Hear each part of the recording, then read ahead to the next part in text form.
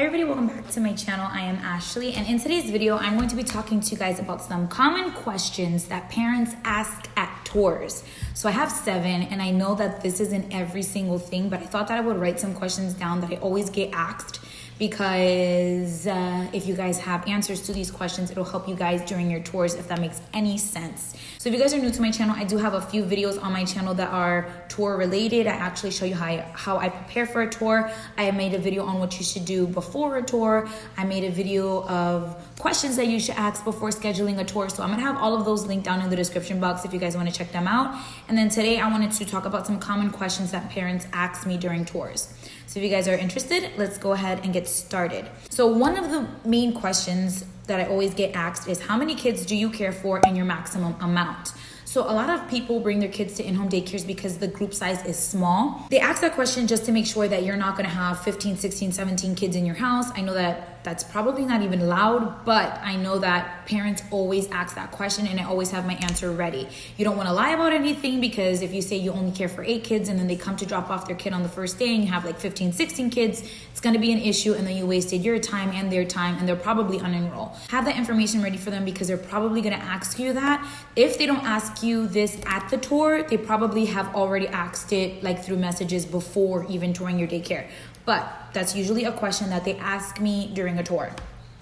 So the next question that I have is, do you have an assistant? I always get asked this question, and the reason why is because obviously they want to know if you have an assistant, and it's gonna help them be able to, I don't really know how to explain it. So they're gonna be a little bit more understanding. For example, if you have a doctor's appointment, they know that they're not gonna have to call out of work anytime you as a provider have a doctor's appointment, because you have an assistant. So they're always gonna ask you if you have an assistant. That I always get asked that question, and sometimes I don't even let them ask me. I always let them know I take care of X amount of kids, and yes, I do have an assistant. So you always are gonna have that question asked. If you obviously don't have an assistant, then you're gonna say no. But if you do have an assistant, make sure that you have all of that information ready, and you either have your assistant there during the tour, or you'll have your assistant meet them whenever they have their child enroll in your program. Another question I get asked all the time is, what do you do when you're sick or you have a doctor's appointment?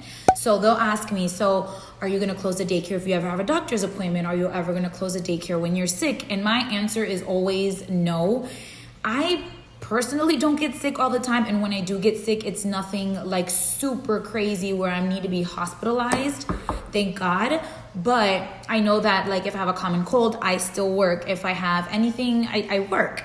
I don't have any health issues, thank God. I don't have anything that I need to continuously see a doctor like on a monthly basis or anything like that. So I normally tell them no. If you guys do have anything that you need to continuously see a doctor, I suggest you have like a policy in your handbook letting them know about that. Like if you didn't have an assistant and you had a doctor's appointment and you closed for that day, make sure that you go into detail as to if you're going to charge them or not, etc. But just know that they're going to ask you that question, and you're going to want to have a good answer. So you don't want them to ask you that question, you're like, oh my God, what would I do? Like you want to have an answer. So just make sure that you have an answer to that question, because 90% of the time they do ask that because they want to know what you're gonna do, because this isn't like a childcare center where you can call in another employee. It's literally just you. So just make sure that you have answers to that question. Another question that I always get asked is, do you have cameras? Sometimes they ask you that before touring your daycare, but as well as when they're here, sometimes they ask me if I have cameras. You answer that as you please, and then just wanted to put that in there so you guys can have your answers ready for those questions, and you can give them like information on your camera, like how to get in and what they can see, or what areas of the house are covered, etc. Another question that I've gotten and is, do you leave your doors unlocked? My answer is no. I never leave my front door unlocked, and it's not even like I know some parents would feel probably comfortable being able to just open the front door and go into the daycare, but kids can open the door and run out on their own. I know that you're gonna be supervising, but I'm just saying, like, it's already a hazard in itself. And then we do get a lot of solicitors in my area, and I'm not saying that like not that crime is high in my area, but you just don't want someone to see like your neighbors, God forbid, they see people just walking in your house and not even like knocking, like at random people, they're gonna think that they can do the same thing one day. So I personally don't leave my front door unlocked, but they do ask that question a lot, like that open door policy. Obviously, just have your answers ready to that question as well. So another question that I always get is about my pets. They ask me if my cats are around the kids. I have 3 cats if you guys are new. And my answer is no. My cats have also been with daycare since they were kittens. So each and every single one of my cats grew up with the daycare. So it's not like a full-grown cat coming into the house and now being around kids. All of my cats have always been around kids, so they know how to act around kids, and I always let the parents know that. But they always ask like if they have their shots, if the cats are going to be around the kids, do the cats have access to the daycare? Like, they do ask questions about your pets if you have pets. So again, have your answers ready for those questions. And then the last question that I normally get asked about is about meals. So they ask me if I provide meals, and then they ask to see the menu during tours, which is normal. And then a lot of them ask about picky eaters and like, what do you do if my child is allergic to something, or what do you do if my child doesn't like something?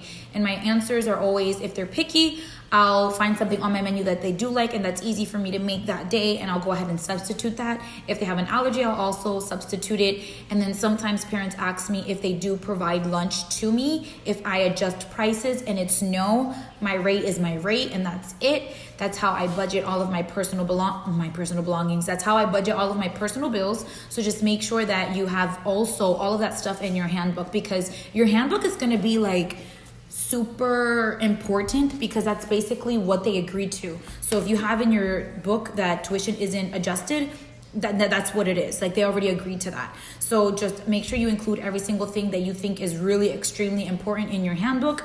It's better to include more than include less. If you want to talk about the bird that's out, like everything, every little detail, I think is really important to put in your handbook.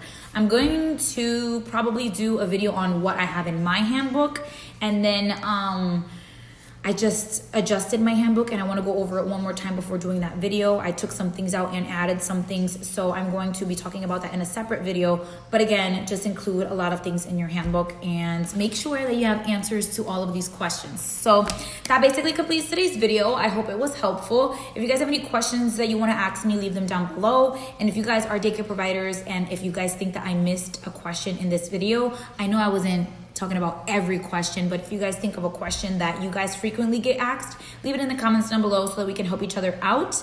And that completes today's video. So please subscribe to my channel if you guys have not already, and I will see you guys in my next video.